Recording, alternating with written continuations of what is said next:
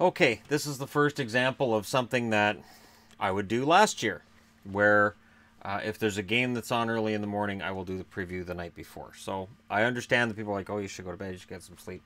But the alternative is I'd have to get up really, really early to do this preview, or else it doesn't really matter. And there's an overseas game being played, so I figure for my European viewers out there, hello. The game you guys have is Edmonton and New Jersey. And let's go ahead and take a little discussion on that. So the Oilers in New Jersey get to open the season overseas. And I think Jesper Bratt not being in the game kind of sucks from that aspect. Talbot and Kincaid will be the starters. They haven't been confirmed, but they'll be the starters. Kincaid's likely. Talbot, they haven't confirmed. But if it's Koskinen, I'd be very surprised. Reeder, Brodziak, Garrison. Koskinen is on the board, and Chason, he's in Edmonton, so I'm not sure what name he's going to go by. He goes by both, and it sucks. Sometimes he's Chason, sometimes he's Chason. He needs to stick with one name and just forget changing it all the time. It'll probably be Chason, because it's an English-speaking area. Chason may be the extra skater. Koskinen shouldn't see the net, barring some disaster. And as we learned with Boston, disaster can happen in the opening night of your season. And for New Jersey, both D and Gryba, they project to be extra skaters. So they're technically new veterans to the team. I do not put rookies on the board for debuting teams. There's just not enough room for all of them. There are exceptions, though. So New Jersey's looking to build off of what they did last year. They're looking to get off to a good start again this year. For the Oilers, it was a great preseason, and they have to have that bleed over into the regular season. We'll be watching Ratty. We'll be watching Yamamoto. We will be watching how McDavid and Draisaitl and Nugent Hopkins. We'll be watching all their forwards. But more importantly, does Garrison help to solidify that blue line? Or is Garrison just a stopgap until Sekera comes back? That's a question that Garrison's going to have to answer. Garrison doesn't want to be a stopgap. He's a proud veteran of the NHL. He wants to stick around, so he wants to make this decision as hard as possible for Chiarelli. And Chiarelli needs a win. He needs Garrison to be a win, because if Garrison is just awful and horrible and he's out of the league in 5 games, it'll be another one where it's like, okay, Chiarelli knew he needed to solve the blue line issue, and the stopgap he brought in doesn't work, and we'll hear all the calls again early in the season about how he's a miserable, horrible GM. I'm not weighing in on that anymore. I think I'm done weighing in on GMs for now, because we're really early in the season. All right, next up. Florida and Tampa make their debuts for the year as well. So Tampa's coming off of a first-place finish in the division, a fantastic run in the East. They were the number 1 seed in the East. Everything's fantastic until they played Washington and lost in the playoffs. Vasi will be starting. Luongo, I would imagine, is starting for Florida, unless something cataclysmic happens with Luongo's health. Luongo will be debuting a brand new mask tomorrow night, which is his wont to do. It will feature a memoriam on the back for the victims of the Parkland shooting. And of course, this is going on with Vegas as well, where there's memorials for both. And I will say this, and knock on wood when I say it, I am glad that right now we are talking about hockey. And that both in the cases of Florida and Vegas, we are talking about hockey with them and not something else cataclysmic happening that is not hockey related. Hoffman, Brouwer will make their debuts. And I've got McDonald on the board. And I've got an asterisk because I know that's a cheat. Jacob McDonald, a guy who I mistakenly had with the wrong team when I was doing previews. And turns out he's with Florida. And I was like, oh, well, look, this guy looks pretty good. Now he gets to make his debut. So welcome to the NHL there, sir. And I hope you do well. And I mean that. Florida is a team made up of guys that I cheer for, including Brouwer. Hoffman, we'll see. I don't have any problem with Hoffman per se. And that whole drama thing, I'm just glad it's over. It is over. I'm so glad it's over. And I'm glad they're in opposite conferences. It would have been miserable if they were both in the same conference.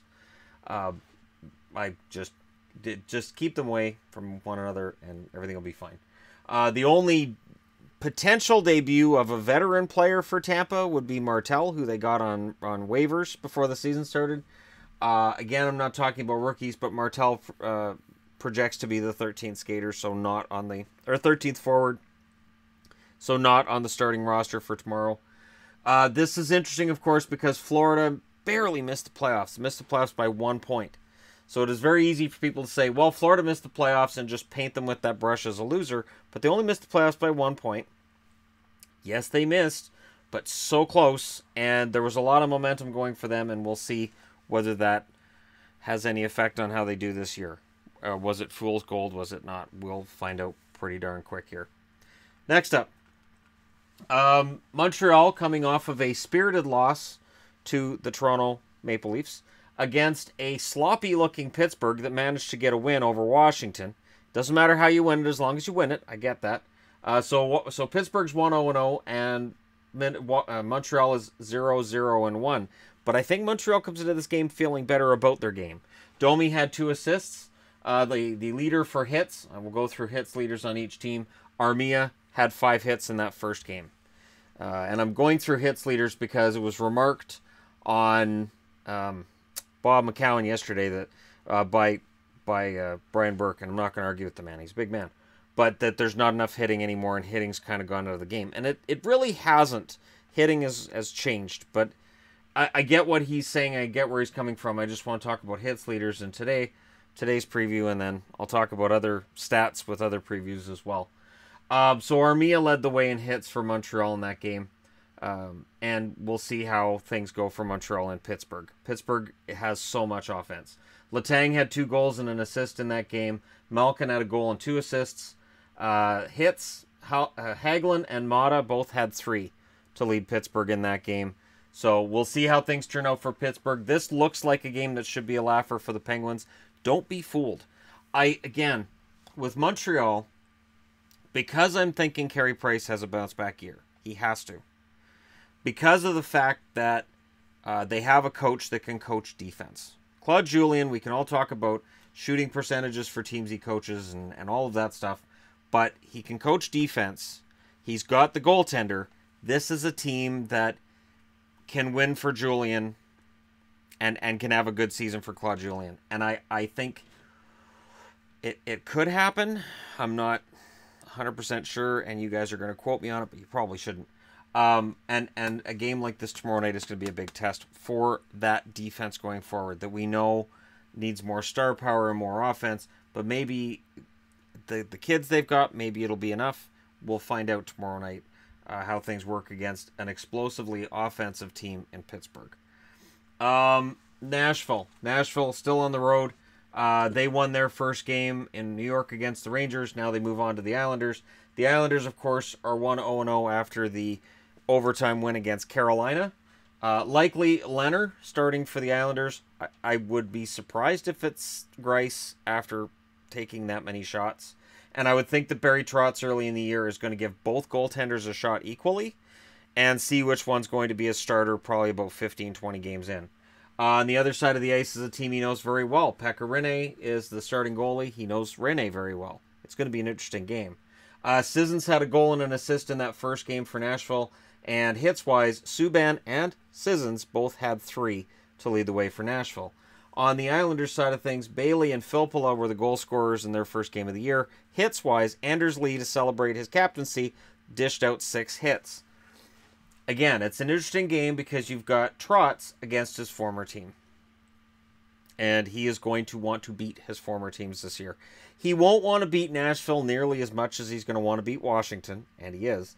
But this is a statement game. If the Islanders can get off to a good start, and I'm talking like 6-3-1, somewhere along those lines, if they can get themselves into a good position going into American Thanksgiving especially, really honestly, they can make some noise. The Metro is not dominated. Outside of Pittsburgh and Washington, I don't see a dominant team there.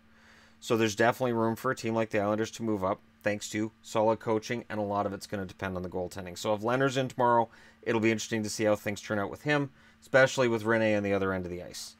Rinne is, and there's that whole joke going around about too good right now, which we always get into. But honestly, Rinne is one of the better goalies in the league, coming off of a Vezina win. and probably wants to prove. He's probably heard this summer about how he's on the downside and he's on his way out, and that kind of talk probably doesn't make him very happy. Next up, the Rangers. Yeah, the Rangers. They're 0-1. They're going in against Buffalo, 0-1. This could be an early misery cup, couldn't it?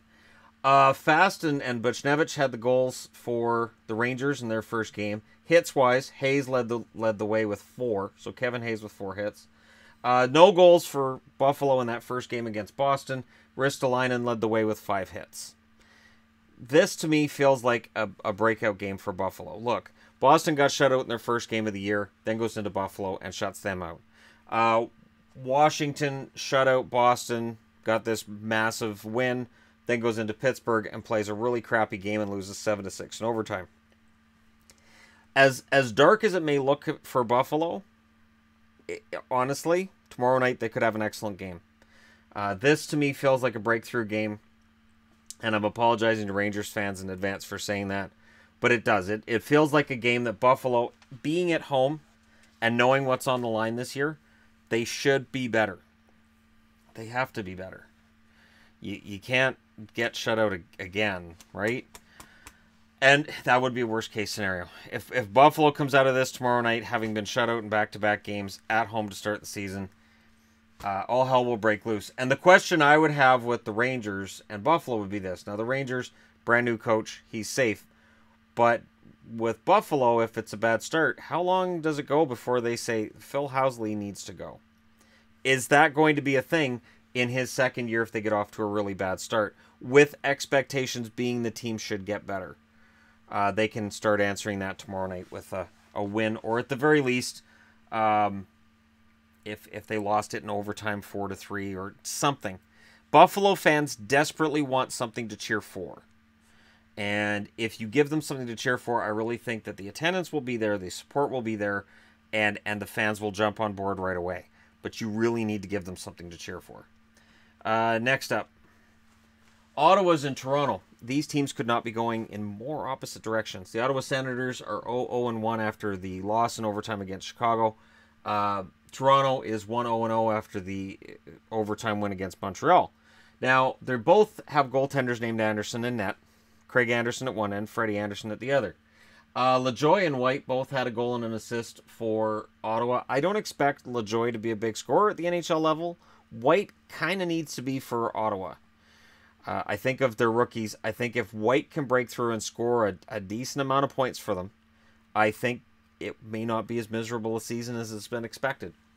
Tkachuk, of course, is a big guy too, but Tkachuk, I think, is more of a two-way forward, and I think his offense will come later. Hits-wise, Borowiecki and Formanton both had 4 hits in that first game. So Borowiecki doing what he does with the physical play. Matthews had 2 goals for Toronto. Kadri had 2 assists for Toronto in that first game. That power play is going to be deadly.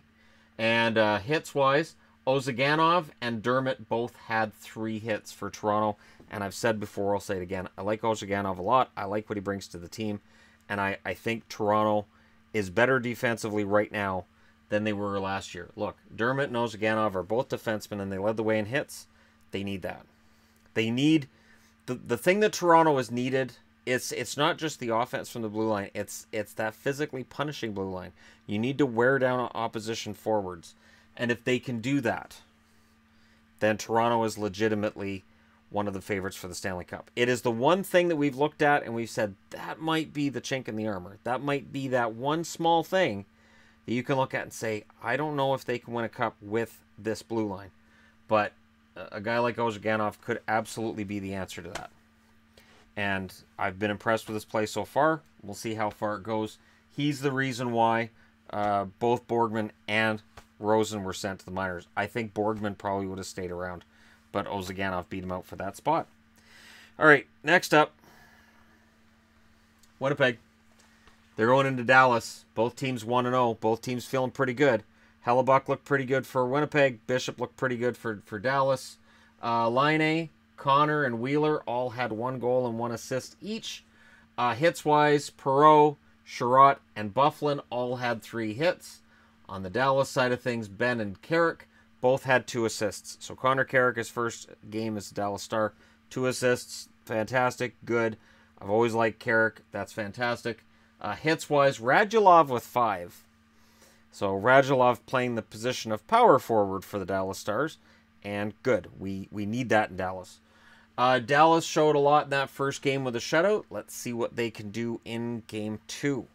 And for Winnipeg, huge win in St. Louis, the 5-1 game. Both teams have to come into this game feeling pretty good about themselves, and that always leads to good hockey. So this is a game I'm going to be watching pretty intently. I would love to see Dallas have a good season, because unlike the last time they had a good season, which was a couple years ago, they now have the goaltender that can get them through the playoffs should they make those playoffs. And I don't feel like they did the last time they made the playoffs. So Dallas and Winnipeg, both undefeated early in the season, and somebody's still going to be undefeated coming out of tomorrow. It's way too early to talk about who's undefeated, but it's kind of fun to talk about. Anyways, of course, if the game goes to overtime, then they'll both be undefeated in regulation. So that's the thing. I like Dallas's chances, but Winnipeg, you can't count them out. Dallas is just pretty good at home. They were pretty good at home last year, and it was on the road that they were just hot garbage a lot of the time, and it was tough. So being a home game, I would expect them to do well, but we'll see. And a win over Arizona certainly is not something you look at and say, well, now they're contenders. So now they get to play against a really, really solid team and show exactly where they're at. Next up, Chicago, coming off that win over Ottawa, they go into St. Louis. St. Louis has probably got Allen in net again, I would think. I don't think they'll go to Johnson for Game 2. Big game for Jake Allen. Jake Allen has taken a lot of slings and arrows over the summer for not his physical game, for the mental game, for the fact that he seems to have some self-esteem issues at times, and when it affects him, it just destroys his game. I will say this for goaltenders. Goaltenders, that's an issue all over. I think with Antti Niemi, you look at how well Niemi played in Montreal last year, and then you look at just how abysmal he was in other places. I really think it's mental. I think that when a goalie's comfortable and he's confident, or I think in Niemi's case, I think he relaxed. I think it was, this is my 3rd team in, what, a month? Whatever, I don't care. And I think that made a big difference. So Allen kind of needs to go, okay, I'm in the NHL. I got to just relax, go out there and play my game. And I think Jake Allen could be one of the better goalies in the league. He has shown that at times. It gets overshadowed by those other times. And certainly the way that Game 1 went this season, it's not going to help silence those critics. If he can come out tomorrow night with a solid game against the Blackhawks, that'll help greatly. Taves and Kane both had a goal and an assist in that first game for Chicago. If Jonathan Taves is back offensively, Chicago's going to be a lot of trouble for a lot of teams. Hits-wise, Martinson led the way with 4. Dunn scored the only goal for St. Louis in that game. Hits-wise, it was Maroon and Blais that led the way with 4 each. So Sammy Blais, 4 hits. Nice game. I like the kid, I do. And I like Jake Allen. And that's why I talk about him a lot. And it's funny because it may sound like I'm putting the kid down, but I like the kid. I want to see him become that top 5 or top 10 goaltender that he was envisioned to be when he was a prospect for St. Louis. Much like what Buffalo has had with Ullmark, he was expected to come in and help fix things with the St. Louis net and settle everything down. And I think there's still somewhat of an expectation of that. But because of how long we've been waiting, there's a lot of naysayers that get in there and there's a lot of doubt. So hopefully Jake Allen has a really good game tomorrow night, and we're talking about that when all the games wrap tomorrow night. Vegas. Vegas now goes out on the road, which might be for the best.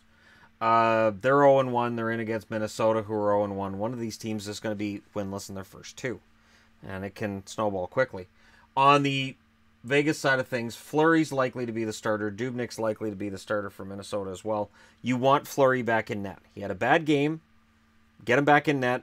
Get that confidence in there. Don't play Subban and start getting into early season. Oh, is Fleury on the downswing? Marchessault and Bellemare had the goals for Vegas. The hits leaders were Patches, so Pacioretty, and Reeves. Both had 5 in that game. So there was no lack of hitting in that game. Minnesota, Parise had the 1 goal for them in their first game, and Matt Dumba led the way in hits with 7. 7 hits in one game. So Dumba was hitting everything that moved. He just wasn't able to keep the goals off the scoreboard. It's up to Dubnyk to do that, and he's going to be expected to do that tomorrow night. Vegas is expected to fall by a lot of people. Vegas fans, not so much. Vegas fans are very excited about this season, and they have every right to be. This is a team that went to the Stanley Cup final. This is a team that looks like they got better on paper by adding Stastny and adding Pacioretty. But once you get on the ice, it can be different. And sometimes adding those big names doesn't necessarily mean better results. So this road trip could mean a lot for them. Can they get back? And Vegas was very good on the road last year. But I remember, too, and part of the reason for Vegas reasons became a phrase for me was that Vegas would play sort of rope-a-dope hockey where they'd lull you into a false sense of security, and then all of a sudden they score 2 or 3 goals in 30 seconds, and suddenly your team's losing against them. Can Vegas do that again, or is this the season where other teams figure it out? And Minnesota is a good defensive team. They have a solid enough goaltender that I think that they can probably frustrate Vegas on some level. That's going to be a very interesting game tomorrow. Very, very interesting. See where Pacioretty ends up. He had the 5 hits. He was a -1 in that first game. Didn't get on the scoreboard. We expect him to get on the scoreboard. We expect him to put up some points. And we expect Vegas to be better than what we saw against Philly. So next up, Anaheim. Anaheim won their first game, of course, against San Jose. Arizona got shut out in their first game against Dallas. Gibson and Raanta will be the starters in all likelihood. Raanta needs to score some goals because Arizona didn't in that first game. Raquel had a goal and 2 assists in that first game for the Anaheim Ducks. There were power play goals by Henrique and Raquel, and it's notable because if Anaheim's power play can play as well as I think it can with the offense they can put out there, as long as the rookies are ready, as long as the replacements for guys like Perry and Kessler are ready, this could be a good year for Arizona or for Anaheim. Luke Schenn led the way in hits for Anaheim with 5 hits. So that's why Schenn was picked up in the offseason, to sort of play the role that Bieksa did. And I know Anaheim fans didn't like Bieksa, but he did have a role with the team, and they did like him. Randy Carlyle liked Bieksa. I think he'll like Schenn too. The hits leader for Arizona in that first game was Demers with 4. So Arizona cannot afford to get off to a start like last year. You don't want to get into they're winless again to start the year. They certainly don't want me sitting down with a video and doing again what I did last year, which is everything is wrong with Arizona, which everything was wrong with Arizona. At the time Raanta was on the shelf, their goaltending was disarray, their defense was terrible, they couldn't score. It was awful. They got to put that to rest tomorrow. And it helps that they're at home. It has to help that they're at home. And just build on what you started last year is really what they got to do. They got to build on what they did in the second half of last season. It's tough with that many young players, and it is tough when you don't really have that big star power player, and I don't see that in the Arizona lineup.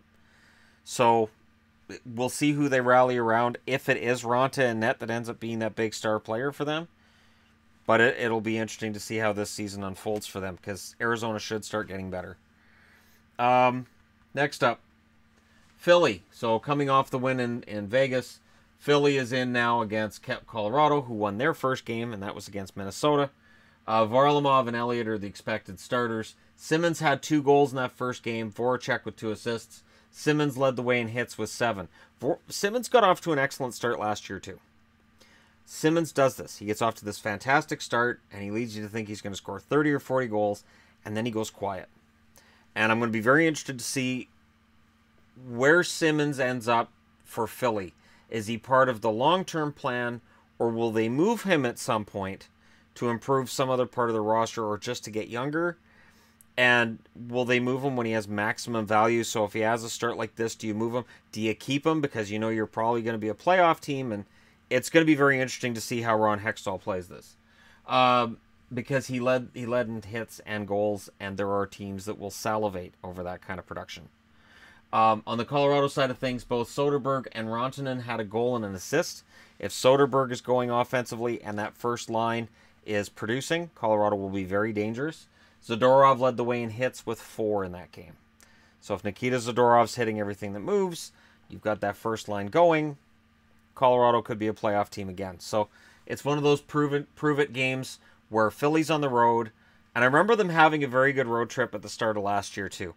And Philly being one of those teams I really, really liked. And then they weren't getting the wins, but on my power rankings, I was keeping them pretty high up, which got a lot of criticism. But I kept them pretty high up for quite a while. And then I got criticism because I wasn't putting them back up again when they went on a winning streak. It was just a disaster. But I think Philly's going to want a more consistently solid result this year than what they had last year.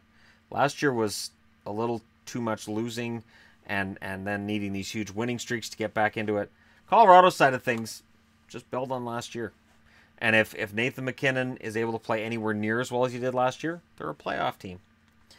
All right, and last but not least, Vancouver, who I said would be least at the start of the year. They won their first game over Calgary. Now they're in Calgary for the rematch. I would expect Calgary to win this because I don't see Vancouver as being a playoff team this year, and B, I think Calgary is improved, and I don't think it showed in that first game. I think they're going to have had a couple of days to think about what went wrong and go over some practices and drills and whatever they got to do. James Neal should be good for at least a goal, I would think, tomorrow. Markstrom played very well in that first game. Can he continue that? We'll see. Pettersson and Goldobin both had a goal and an assist. If Goldobin can emerge as a 20-25 goal scorer this year, Vancouver's going to surprise some people. And Goldobin in the preseason looked pretty darn solid, and he looked pretty darn good the other night too. The biggest question mark I've had with Goldobin is he powerful enough on his skates? And what I mean by that is this. You can have a lot of small players in the NHL. And there are a lot of small players in the NHL. But there are small players who, when they get hit, they don't lose the puck. And then there's players who, when they get hit, they always lose the puck. And with Goldobin, my concern with him was always that he seemed to get knocked off the puck too easily. If he can change that trend, and if he can jump into a top 6 role with the Canucks, this could be a surprising year for the Canucks. And surprising means not playoffs, but being competitive and being in every game and not being a team you can just overlook. Hits-wise, Delzato, Mott, and Virtanen all had 3 hits. And I think Virtanen had one of his best games as a Vancouver Canuck the other night against Calgary. We'll see if he can follow that up with another one. Monahan and Tkachuk had the goals for Calgary. And hits-wise, Bennett and Hanifin both had 4 hits for Calgary. So it was a fun game between two teams that really don't like each other. I would expect there to be a lot of not liking each other tomorrow. It'll be interesting to see if, because Goodbranson got in that fight with Hamonic. Hamonic's out now. Does Goodbranson come out, play that physical style again, and then potentially get challenged by somebody else in the Calgary lineup? There are usually fights in games between Calgary and Vancouver. That's part of the reason people enjoy the game so much. It's part of the reason why this rivalry's been so fun for so many decades, and I wouldn't be surprised to see some of that come up tomorrow night as well. The one thing I wonder about that, though, is this. Vancouver being one of the have-nots in the NHL. Do they really have the physical players needed to play that kind of game? Because there's a lot of smaller guys, and Pettersson and Goldobin are guys that they're slight in their physical build, and they're not exactly power forwards. So I've wondered about that with the Canucks. Virtanen has that potential. Virtanen wants to be that guy everybody hates playing against. If he can become that and become that sandpaper guy who also scores goals, you just never know. But tomorrow night may be a wake-up call. For all I know, Calgary wins this one 6-0. And tomorrow night we're talking about, the Canucks are right about where we thought they'd be. There you go. We're all set up for tomorrow. Or if you're in Europe, you're all set up for today. Don't forget to hit like and subscribe if you're browsing your way through. You just happened upon this video. As always, let me know your thoughts in the comment section below. If you're just browsing your way through, let me know what you think. And hey, enjoy the hockey on Saturday night.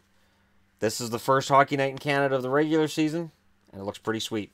Thank you guys so much for watching. I'll talk to you again soon.